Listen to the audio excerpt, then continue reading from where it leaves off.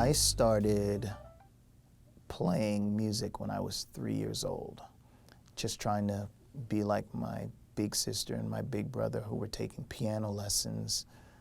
They were 13 and 10 respectively, and I was 3. And my whole thing in the house was whatever they're doing, that's what I wanted to do. But of course, for obvious reasons, being the baby in the family, you couldn't do that. But apparently, in watching them and being an impressionable 3-year-old, like 3-year-olds are, I decided that I was going to jump up on the piano one day and try to do everything that I remember watching my big sister and my big brother do. And eventually I played something that I had heard before, and that started it. To make a long story short, I ended up joining the middle school band, and I had a great experience playing in low country, bands, whether it was at Lang Middle School or Wandale High School here in the Charleston County School District, and then going off to college and getting a music degree, and then coming back home and becoming first an elementary school music teacher, and then a band director, and I did that for a few years, and then eventually coming on board in the education component here at the Gaillard Center.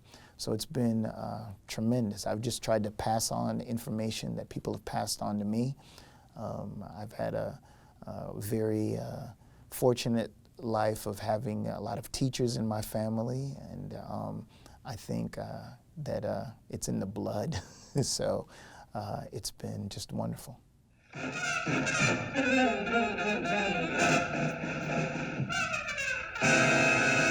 If I could give advice to students in our area now, I would tell them to listen very carefully to the older folks that have been there and done that.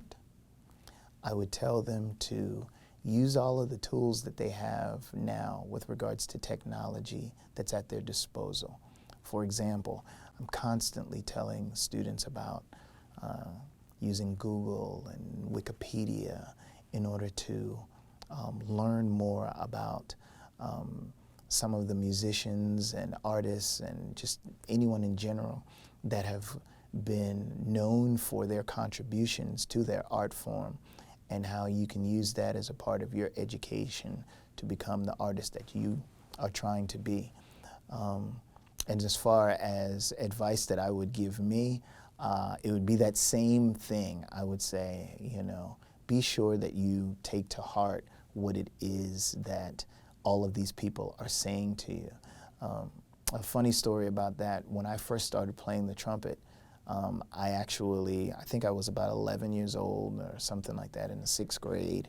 And at that time, I had already been playing the piano for quite a while. So I was really, really well-versed. Actually, my teacher was grooming me to be a concert pianist. So I was very, very serious about piano. And my father, I'll never forget it, there were so many times where he would come and he would knock on my bedroom door, and he would have a cassette tape, and he would, open the door and say, "Hey, listen to that." And he would just sort of chuck it in my direction. There were tapes of like Miles Davis and Dizzy Gillespie and Wynton Marsalis, who was the young hotshot trumpet player and everything. And I never listened to any of those tapes. And when I think about it now, I say to myself, gosh, if I had only started back then, I could be so much further. So my advice would always be, it's still going to be pretty much the same thing to the students today or to young Charlton. Listen very carefully to those people that have already been there and done that. What they are telling you is the truth, and take it to heart and utilize it to your advantage.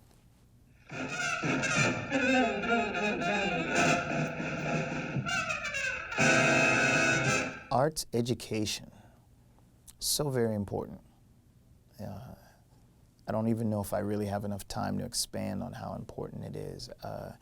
Whether it's the link between the arts and all of the sort of core subjects, whether it's English or math or science or whatever. you know, you can always take it back to the arts or find something in the arts that's going to go with it to enhance students in their learning experience, you know, through those things, and you know, to get to having a better understanding of those subjects. There's so much data that tells us that students that are involved with the arts do so much more better in testing, which is something that we hold in high regard. You know, there's just a lot of data that's out there. If that's the case, then why is it so hard for us to, you know, keep funding, you know, the arts? You know, I'm always going to be a proponent for that. As someone that utilized the arts in order to be in the career that I am, both as a performer and as an educator, you know, I'll never stop, you know, promoting the arts. I'll never stop asking for arts education to be a part of every child's experience in school. It's very important.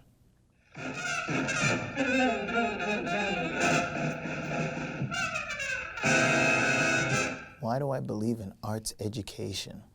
Well, I know what it has done for me. I've seen what it has done for other students, both when I was in the classroom full-time and just a person that is going out and into the schools and speaking with students. I've seen the power that it has to help them, you know, academically, socially. I remember when I was leaving middle school and going to the big high school and how nerve-wracking that is. And I was going to be in the marching band. And we had marching band practice before we had the beginning of school. And we finally get to the beginning of school, and I'm walking down the hall with some of my, you know, freshman friends, and some seniors from the marching band come walking by. And I said hey to them, and they said hi to me, and that just, all my friends were like, oh, you know a senior, wow. You know, so socially it was just so great. Academically, math-wise, there's math and music, visual arts, theater. It all crosses over into English, to science, to mathematics, to all of those other areas. So it's extremely important. You got to have it.